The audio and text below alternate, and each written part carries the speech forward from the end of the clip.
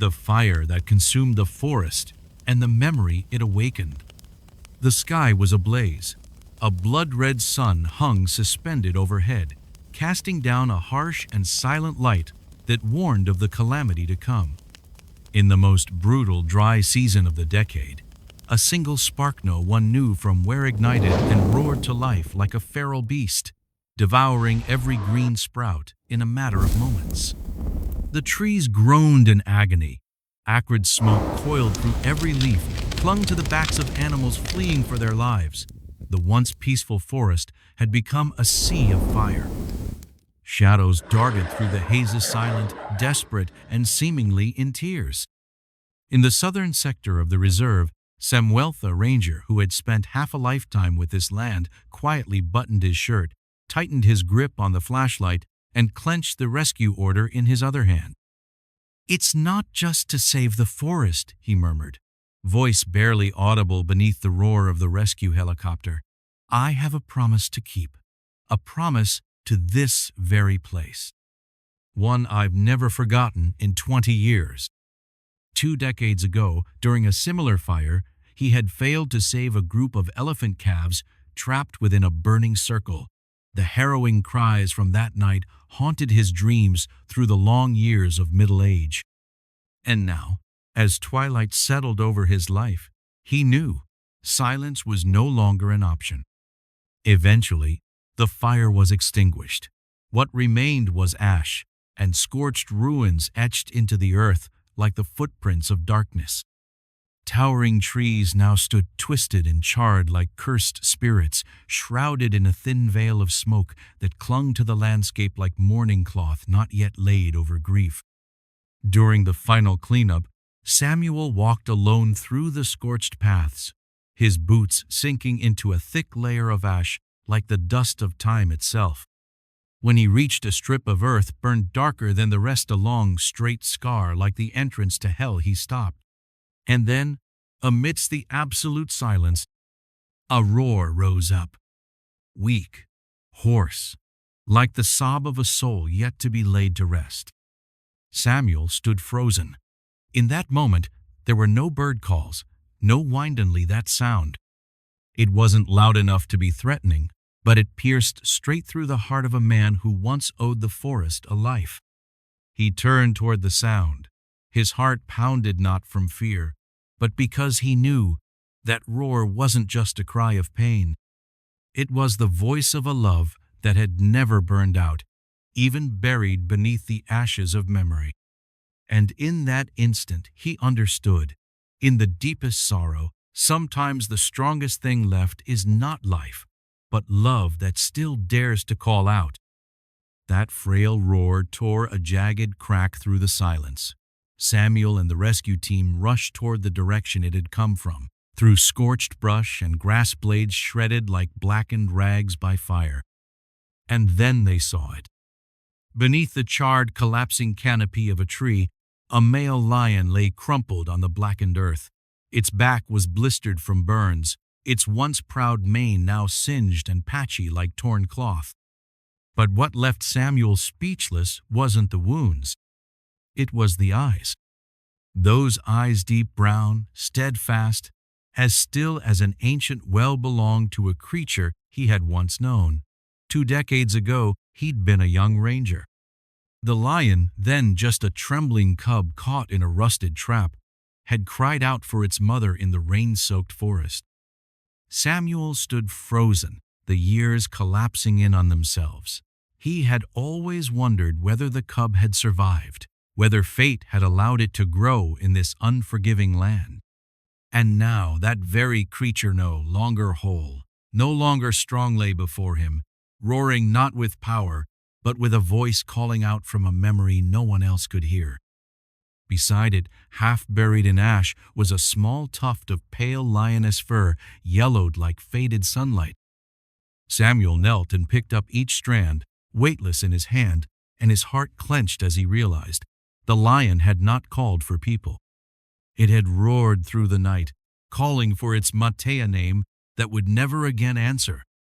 This roar was not about dominance. It was a broken whisper thrown into the darkness, desperate for an echo that would never come. Samuel knelt beside the lion, his hands scarred, hands that once cut a trap, and carried this cub to safety now, trembling as he rested them gently on its burned back. The lion no longer roared.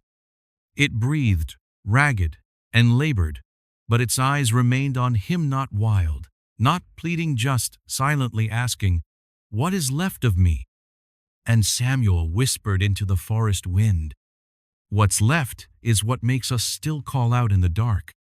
The sun dipped behind the barren trees, painting the sky a deep red, like blood still wet on the wounded earth.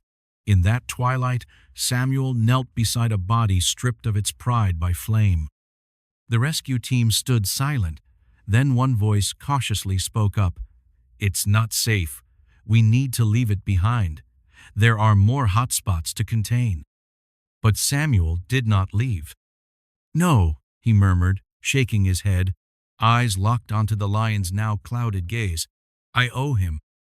And it was as if those words weren't just spoken to the people around him, but to the forest itself. He unfastened the old medical backpack that had accompanied him through hundreds of rescue missions, pulling out cloths, a bottle of clean water, and a few half-charred bandages. Beneath the flickering light of the dying flames, the trembling hands of the aging ranger began once more a journey to preserve life, not out of duty, but out of love that had been planted 2 decades ago. He washed every burn by hand, wiping away the thick ash, whispering as though soothing a child. "Hey kid, remember me? I sat just like this before, this hand holding your leg, wiping away blood little by little." The lion let out a faint groan, not the proud roar of old, but the fractured breath of a soul clinging to the edge of life.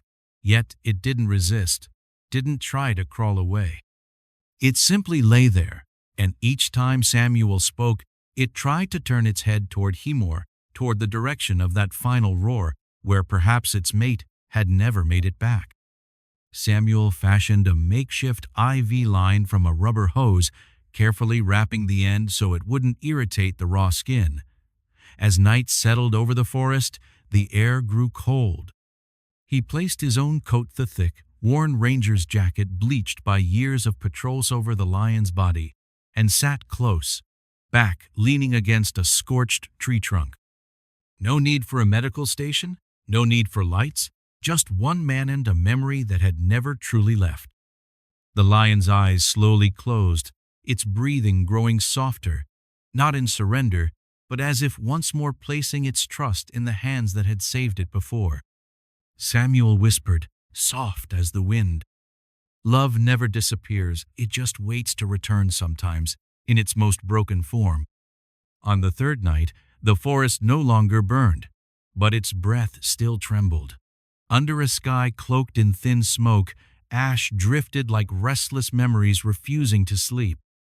Samuel sat beside the lion, back against a charred trunk, his calloused hand resting gently on the great body, now slightly steadier. He said nothing, only listened to the forest's breath, and the slowing breath beside him. And then, suddenly, the lion moved. Slowly, heavily, as if its spirit had gathered enough fragments of faith to rise one last time. Its front paws pressed into the earth, its fire-scarred frame swaying like a crumbling statue, defying time itself. Samuel made a move to stop it, but paused when he saw its eyes. They were no longer the eyes of something dying. They were the eyes of a warrior, proud, composed, and clear. It turned its head toward the distant hill, the place Samuel knew was where it and the lioness once lived, once roared to each other under the sunset, once marked their territory like companions braving a harsh world together. That hill now lay bare and blackened, no trace of life returning from the storm of flames. And then it roared. Not fiercely, not thunderously, but a hoarse, broken roar, like a final call cast into the void, a call not expecting an answer, but one that still had to be made, to affirm, "I waited, I believed, I loved." After that roar, its legs could no longer hold. It collapsed onto the blackened earth, its body tipping to the side like a mountain crumbling in silence after its last storm. Samuel rushed forward, cradling the sweat-drenched, ash-stained neck, but the lion no longer responded. Only its half-closed eyes remained strangely peaceful, as if even in the heart of loss, it had chosen its way to go, with pride. That it hadn't fled. That it had called until the very end. That it had kept a vow never spoken aloud with its mate, with the forest, with the man who once saved it from death's grasp. Samuel pressed his forehead against its scorched mane, his tears falling soundlessly, soaking a memory no one else but he, the forest, could ever truly understand. The forest guardian, and what he finally learned. The next morning, as the first rays of sunlight pierced through layers of lingering smoke, Samuel quietly dug a small grave beneath a tree whose green shoots had just begun to sprout from the ashen earth. It was the place where the lion had fallen, and the place he chose to send it off, not with crying, not with eulogy, but with the very hands that had spent a lifetime in service to this land. From a dry creek nearby, he picked a flat stone and, using a knife, carved each word, slowly writing, with a heart still trembling. "Here rests the one who roared for love, not for anger." There was no funeral, just Samuel, the whisper of wind, and the lingering scent of old smoke. But he didn't feel alone, because in that moment, amidst the ruin, he knew he was no longer empty. That lion, in its final moment, left Samuel with something he had never fully understood, even after all those years deep in the forest. That loyalty is not about showing up every day. It is about the choice you make in your final breath. When all survival instincts have faded, when nothing is left but pain, darkness, and memory, it still roared not out of resentment toward fate, but for love. Samuel sat by the grave for a long time, his eyes fixed on the stone inscription. He thought of all the creatures that had crossed his path: elephants, antelopes, leopard-strong beings who sometimes left the world as quietly as leaves falling at the end of the season. But this lion was different. It departed through a meaningful decision, a choice to stay, to roar, to wait, and to call out the name of a love that would never return. Sometimes what makes a creature truly great is not its strength, but the silent loyalty it holds in its weakest moment. From that day on, Samuel was no longer the same ranger. He still patrolled the forest, still followed animal tracks, still collected snares scattered in the underbrush. But there was something different in his eyes, lighter, deeper, as if a burden he had carried for decades had finally been lifted. Because he now understood, we don't always have to save the whole world. Sometimes, staying beside one soul when it needs you most is enough to save yourself. The rainy season came later than usual that year. The first winds barely softened the dryness left behind by the inferno. The Micaiah Reserve still bore the scars of that great fire-scorched tree trunks, cracked earth, and the faint scent of ash lingering in the breeze. But then, one early morning, as Samuel walked past the small mound where he had buried the lion, he stopped. Amid the gray, hardened soil, a single crimson flower had emerged, standing tall, proud, like a new flame.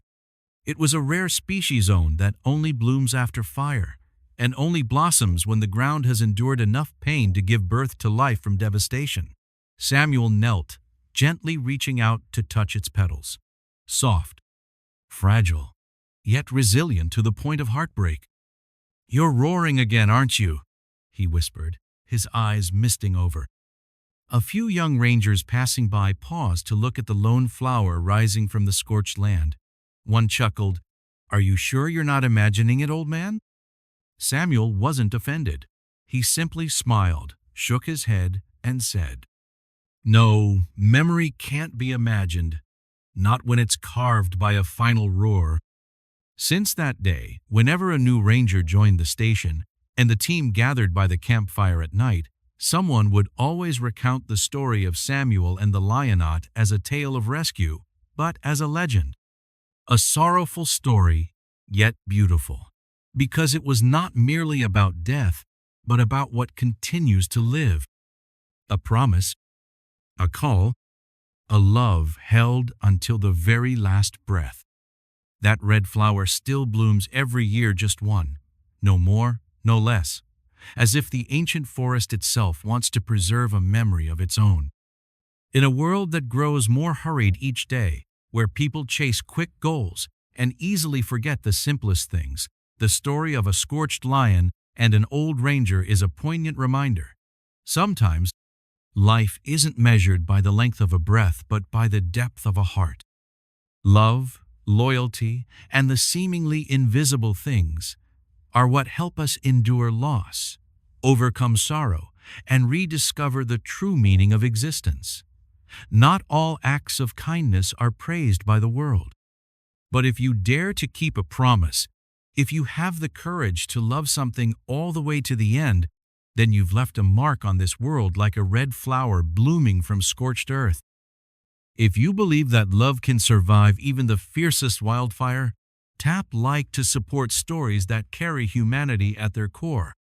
Subscribe to this channel to join more heartfelt journeys where nature and the human spirit intertwine. Share your thoughts. What is the red flower in your life? The one that bloomed from loss? And if this story touched your heart, please share it, because somewhere out there, someone may need a gentle reminder that true love never disappears.